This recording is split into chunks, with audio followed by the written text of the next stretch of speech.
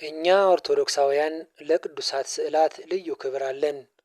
በቤታችንም በማስቀመጥ በረከት እናገኝበታለን። ግን አንድ ጥያቄ ሁሌ ይነሳል። በቤታችን ውስጥ ላሉ ቅዱሳት ስዕላት ወይም ስዕለ አድኅኖዎች ማጠን እንችላለን ወይስ አንችልም የሚለው ጥያቄ ሲሆን ዛሬ በስፋት እንመለከተዋለን። አብራችሁኝ ቆዩ። በቅድስት ቤተ ክርስቲያናችን አስተምሮ መሰረት ቅዱሳት ስዕላት ከጥንት ከመሰረቱ ጀምሮ ታሪካዊ ዳራ አለው። በመጀመሪያ ቅዱሳት ስዕላትን በደብተራ ኦሪት ውስጥ እንዲስል ያዘዘው ራሱ እግዚአብሔር ነው። መጋረጃውንም ከሰማያዊ፣ ከሐምራዊ፣ ከቀይም ግምጃ ከተፈተለ ከጥሩ በፍታም አድርግ። ብልህ ሰራተኛ እንደሚሰራ ኪሩቤል በእርሱ ላይ ይሁኑ። ኦሪት ዘጸአት ምዕራፍ 26 ቁጥር 31። እግዚአብሔር ሙሴን በመጋረጃው ላይ ኪሩቤል ይሁኑ በማለት የኪሩቤል ስዕል በመቅደሱ መጋረጃ ላይ እንዲሰራ አዞታል።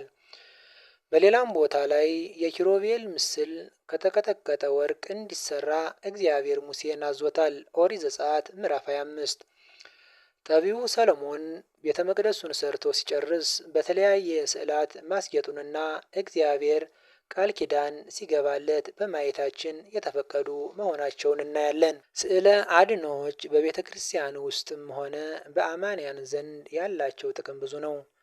በመጀመሪያ ደረጃ የሥነ መለኮታዊ ትምህርቶችን ለሁሉም በሚገባና በማይረሳ ሁኔታ ለመግለጽ ይጠቅማሉ። ለምሳሌ የቅድስት ሥላሴ ስዕል ሲሳል በመለኮት አንድ በአካል ሦስት መሆናቸውን በሚገባ ማስረዳት አለበት። አንድነታቸውን ለመግለጥ በአንድ ወንበር ላይ ሆነው ይሳላሉ። ሦስትነታቸውን ለመግለጥ ደግሞ ሦስቱም ዓለምን በቀኝ እጃቸው ይዘው ወደ አንድ አቅጣጫ የሚመለከቱ ሆነው ይሳላሉ። በሁለተኛ ደረጃ ደግሞ በጸሎት ጊዜ ሐሳብን ለመሰብሰብና በምናብ የሰማያዊውን ሕይወት በመሳል ከአምላክ ጋር ጥልቅ የሆነ ግንኙነትን እንድንፈጥር ይረዱናል። አንድ አማኝ አንድን ስዕለ አድኅኖ በጥልቀት በመመልከት የተለያዩ የመንፈሳዊ ሕይወት የሚገነቡ መልእክቶችን ያገኛል።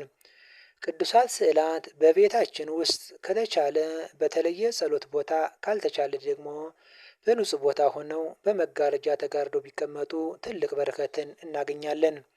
ባከበርናቸው ልክ እንከብራለንና በቅድስት ቤተ ክርስቲያን ውስጥ የተለያየ የአገልግሎት ድርሻ አለ። የካህናት፣ የዲያቆናት እንዲሁም የምዕመናን ተብሎ ተለይቷል። አንዱ የአንዱን ስራ እንዲሰራ አይፈቀድም። ካህናት አባቶቻችን ብቻ ከሚያደርጓቸው ተግባራት መካከል ለምሳሌ መባረክ፣ ጠበል ማጥመቅ፣ ቅዱስ ሥጋውን ማቀበል፣ ማጠንት ማጠን፣ ቅባ ቅዱስና ቅባ ሜሮን መቀባት ካህናት ብቻ የሚሰሯቸው ስራዎች ናቸው። ዕጣን አገልግሎቱ ጸሎትን ማሳረግ ሲሆን ማጠን የሚችሉት ስልጣነ ክህነት ያላቸው ብቻ ናቸው። እግዚአብሔር ሙሴን የዕጣን መሠዊያ እንዲሰራ አዞታል። ኦሪት ዘጸአት ምዕራፍ 30 ከቁጥር 1 እስከ 8።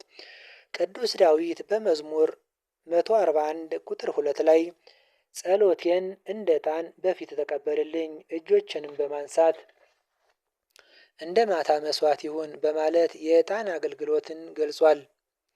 ቅዱስ ዮሐንስ በራእዩ ላይ በዮሐንስ ራእይ ምዕራፍ 8 ከቁጥር 3 እስከ 4 የቅዱሳንም ሁሉ ጸሎት በእግዚአብሔር ፊት ባለው በወርቅ መሠዊያ ላይ እንዲጨምረው ብዙ ዕጣን ተሰጠው። የዕጣኑም ጢስ ከቅዱሳን ጸሎት ጋር ከመልአኩ እጅ በእግዚአብሔር ፊት ወጣ በማለት ዕጣን የጸሎት ማሳረጊያ እንደሆነ በግልጽ አስቀምጦታል። ኢየሱስ ክርስቶስ ሊቀ ካህን መሆኑን ለመመስከር በቤተልሔም ዋሻ በተወለደ ጊዜ ሰብአ ሰገል ሳጥኖቻቸውንም ከፍተው እጅ መንሻ ወርቅና ዕጣን ከርቤንም አቀረቡለት ብሎ ቅዱስ ማቴዎስ በማቴዎስ ወንጌል በምዕራፍ 2 ከቁጥር 11 ጽፎት እናገኛለን።